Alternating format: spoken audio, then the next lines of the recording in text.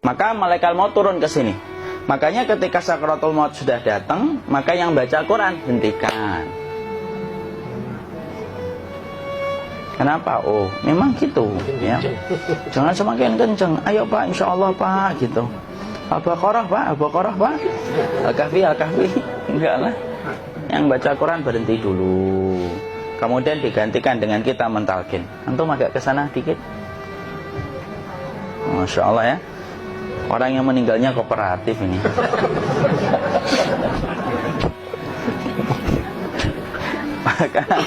maka agak kesini ya. Maka disunahkan kita untuk mentalkinnya. Nanti ketika mentalkin jangan terlalu sering, jangan terlalu membebani. Jangan terlalu sering itu la ilaha illallah, la ilaha illallah. Tidak gitulah. Berat nanti dia ngerasakan. Di situ Imam Qurtubi juga menyampaikan, jangan terlalu sering karena itu memberatkan dadanya. Jadi ketika mentalkin, saya sampaikan, boleh diganti atau enggak Ustadz? Enggaklah, talkin itu ibadah.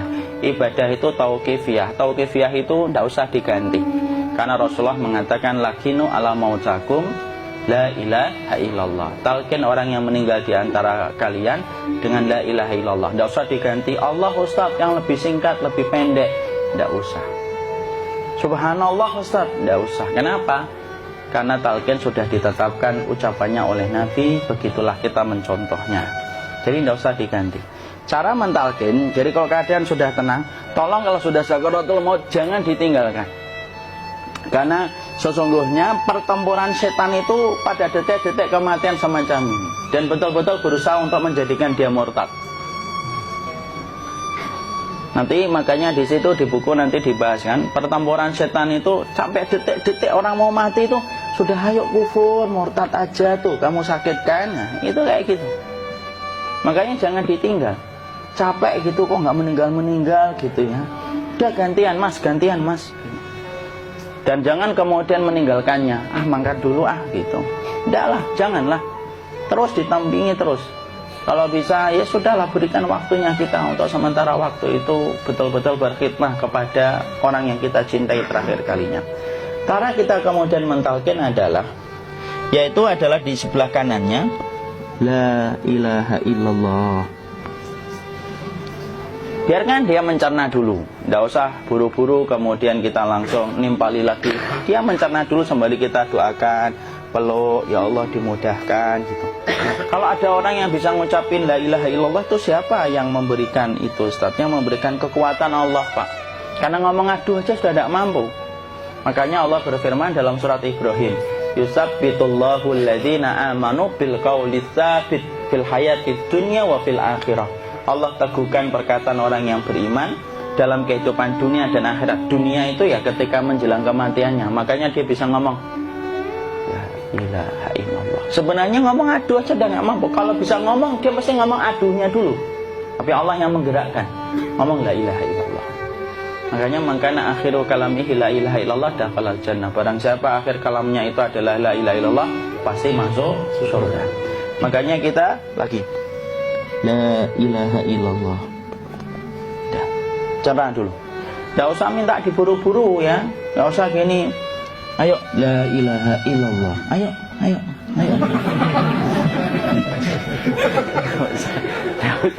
Tidak usah gitu. Ya, biarkan dia pelan-pelan gitu. Ayo tapak, ya Allah capek saya Pak. Enggak usah gitu. Ya ucapkan la ilaha illallah. Kemudian dia mencerna. Lalu kalau dia sudah mengatakan, untuk mengatakan la ilaha illallah. Ya, kalau sudah mengatakan la ilaha illallah, berarti sudah. Tidak usah ditalkin lagi, tidak usah. Belum meninggal juga sih. Tidak apa-apa, biarin aja. Dia di situ aja. Kecuali dia ngomong lagi dan gak usah diajak ngomong alhamdulillah ya Pak, ya Allah gitu. Terus dia jawab alhamdulillah. Itu berarti ucapan terakhirnya alhamdulillah. Atau ketika habis ditalkin la ilaha illallah, dia ngelihat air. Nah, itu berarti ucapan terakhirnya air. Talkin lagi. Nggak usah marah. Aduh Pak minta air. Kuncinya mau minta air nanti aja dikubur gitu loh. Jangan gitu. Biarin aja. Jangan kemudian setelah la ilaha illallah La ilaha illallah. Terus, ayo tutup, awas ya ngomong lagi ya. Nggak usah gitu juga. Maka kemudian setelah la ilaha illallah sudah, nggak usah diajak ngomong gitu. Terus kemudian nggak usah ada anaknya perempuan, ya Allah Pak, sudah bisa ngomong la ilaha illallah, usah gitu. Cukup dalam hati alhamdulillah gitu. Diam kita dengerin gitu. Disitulah nanti biasanya detik dia terakhir.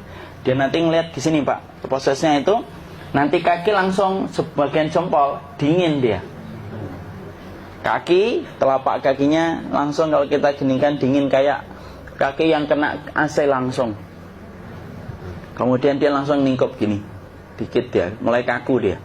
Atau kalau enggak, gini dia, langsung kayak jatuh. Kayak kepala nanti yang paling terakhir, kepala itu pasti ada gerakannya Pak. Ini meninggal itu pasti gitu. Pasti gitu. Karena apa? Sudah tidak ada beban ruh yang menahannya. Ya, cabut ya, set pelan, maka kemudian malaikat itu. Tapi tetap sakit lah, walaupun dikatakan ringan, tetap sakit. Maka kemudian sakit gitu, ngelewatin sini, jantung kemudian sudah tidak berfungsi. Kemudian ginjal Pak, ngelewatin ginjal tidak berfungsi. Bapak bayangkan kan, kalau yang pernah sakit batu ginjal Pak, sepakat nggak kalau kita batu ginjal itu sakitnya luar biasa Pak? Itu baru titik batu kecil di ginjal.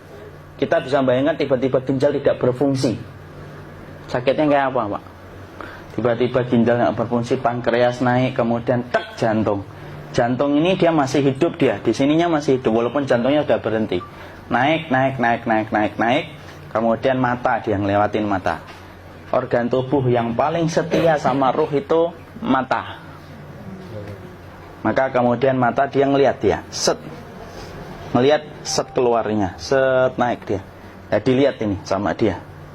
Makanya Rasulullah mengatakan innar ruha idza qubida tabi'ahul basar. Ruh itu kalau dicabut, mata itu ngikutin kemana perjalanan ruh itu.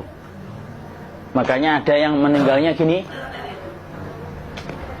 Ya itu bukan tanda su'ul khatimah, itu tanda fitrahnya mata ngikutin ruh.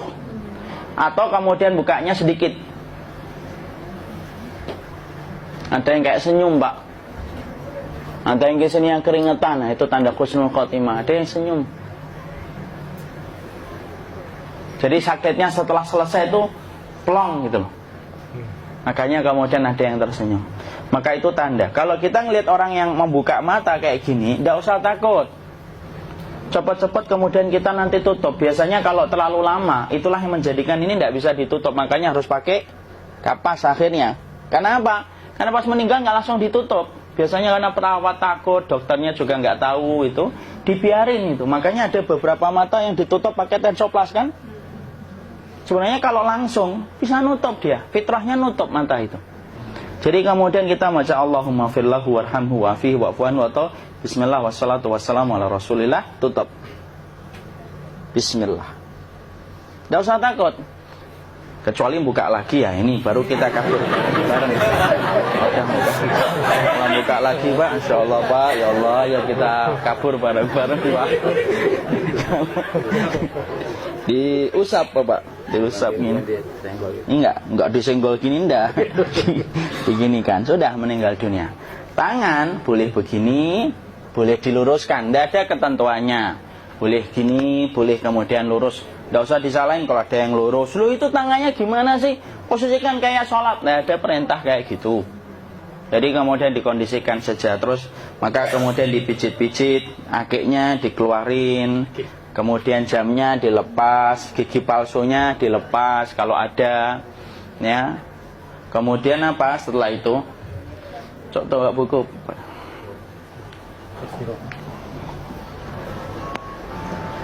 Kemudian kalau bisa awal-awal kemudian taruh buku atau sesuatu yang agak berat di perutnya ketika baru meninggal dunia.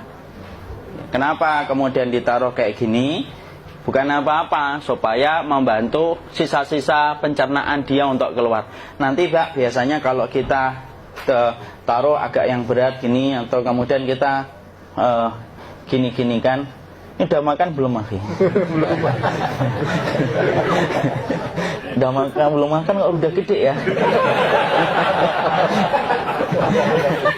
Maka pencet-pencet kayak gini biasanya nanti ketika dimandikan, nah pas dimandikan